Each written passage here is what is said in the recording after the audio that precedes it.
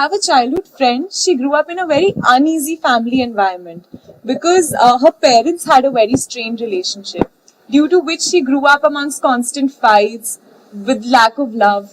So, across the years, I've seen her grow up as a person who's become very reserved. She does not believe in love, she doesn't believe in the power of relationships. So, how can we sort of not let such toxic relationships impact us so negatively in life? See, everybody is finding a certain excuse for their own miseries.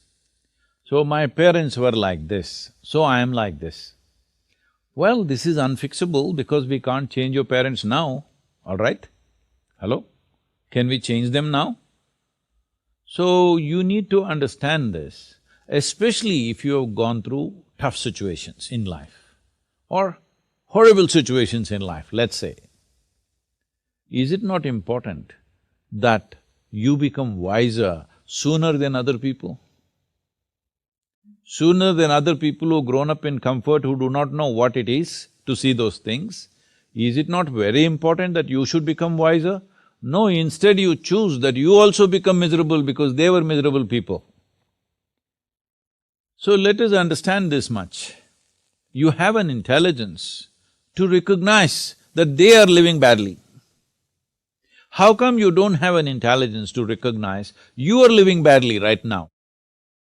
And you don't even have the fundamental integrity to see if I am living badly, it is me who is making this. Because there may be situations and situations. For every one of us there are situations. In fact, the more you try to do in the world, the more and more many ugly situations you will have to face, whether you like it or you don't like it, okay? Now, because you face ugly situations, will you also become ugly? Or you will use this as manure to blossom into a wonderful flower? This is a choice that you have.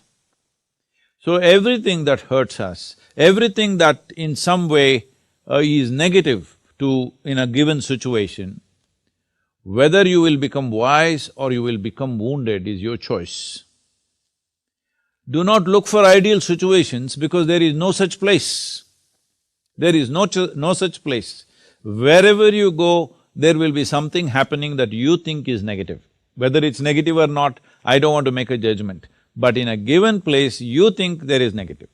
A whole lot of people who have applied to get into your institution like ISB, they are all thinking if I enter ISB, it is like heaven. But I'm sure there are many people in your institution who think this is the most horrible place, full of politics, full of nonsense, full of this. Aren't there such people? Hello? I'm sure they are there, you don't become one of them. Because in every place there are issues, all right? Where there are two people, there is an issue. How we conduct these issues depends on, are we in a state of conscious response to these issues or are we in some compulsive reaction to these issues? This determines how we conduct ourselves. So, whatever happened in your early age, this has become a syndrome all over the world because they've all read a little bit of Freud, little bit of Maslow, little bit of all this European psychiatric stuff. And everybody is a psychiatrist. Because my parents were like this, I am like this. Come on, huh? Where is your intelligence? If your parents were like this, you must take a vow, you will never ever be like that. Hello? Yes or no? If your parents lived so badly, if it is true, I don't even know whether they lived badly or not. This is her perception of it, all right? We do not know how they lived, but going by her words, assuming it is true, if they lived badly, is it not your business to see never ever you commit such mistakes as they're committing in their lives? Is this not what human intelligence capable of? Or human intelligence is like, they study rats and make all kinds of conclusions about human beings today. They're not very wrong because a lot of people are still living like rodents. A whole lot of experiments about human beings are on rodents. Be looking at the behavior of the rodents, people say, oh, human beings like this, like this. Is it not a sad story?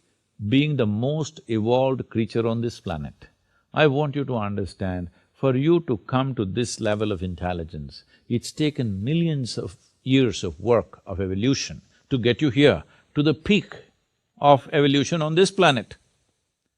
So being the peak of evolution, are we displaying that we are the top of the world? Are we? No, we want to sit on somebody else's head and think top of the world. No, we are already top of the world as human beings, isn't it so? But look at the way we are behaving, all the time complaining about something or the other. Let us understand this. What the world throws at us is not necessarily your choice. But what you make out of it is entirely your choice. Yes? What you make out of it is entirely your choice. Your experience of life, this much you must come to every one of you young people, if you want your potential to open up in the world, one important thing that you must fix in your life is your experience of life, either peacefulness or agitation, either joy or misery, blissfulness or suffering, whatever it is, your experience is entirely made by you. Other people are doing what they want, their drama they're conducting. It is your reaction to that which is causing these experiences to you. Right now, if I abuse you, I won't, I'm just telling you, Mrudu. Suppose I abuse you, the abuse is in my mouth. It is not a bullet, it doesn't come and hit you, but it's your reaction which causes the suffering, isn't it? Suppose I abuse you nicely in Tamil language or Telugu or Kannada, this guy will understand that's a problem. But if I abuse you in a language that you don't understand, with a smile on my face, you will think I'm saying sweet things to you, isn't it? And you'll respond nicely to me. So I'm telling you, your experience of what is happening with you right now is 100% determined by you. Human experience happens from within, not from outside. Outside influences are there. How far we allow them to affect us, unless they're physical situations. You're in a war zone, somebody is shooting at you, that's a different matter, all right? That needs to be dealt with in a different way. Even there, a conscious response will give you better chance of survival than wild reactions. So, the privilege of being human being is this, that we have an intelligence to determine what should be our experience of life. Other creatures are in a natural, instinctive, compulsive reaction. We are supposed to be above that. But most human beings are trying to disprove this, and they are also in a compulsive state of reaction. And above all, parents. Well, they are living the way they know best, isn't it? If they knew any better, they would have done better. They're doing their best. Well, they gave birth to you, which is a phenomenal thing. Maybe not willingly, but they gave birth to you one way or the other, and they gave you enough food and education and nonsense, whatever you needed, and brought you up to this level. Now don't keep on looking at the rear view mirror forever. They brought you up, you've grown up into an adult, you survived, all right? Many children die early on. Parents not being able to provide, a whole lot of millions of children die in the world because parents are not able to provide for the children that they give birth to. They brought you up, you've grown up, you are in the rear view mirror. Please, leave the rear view mirror and look ahead because you can't fix your past.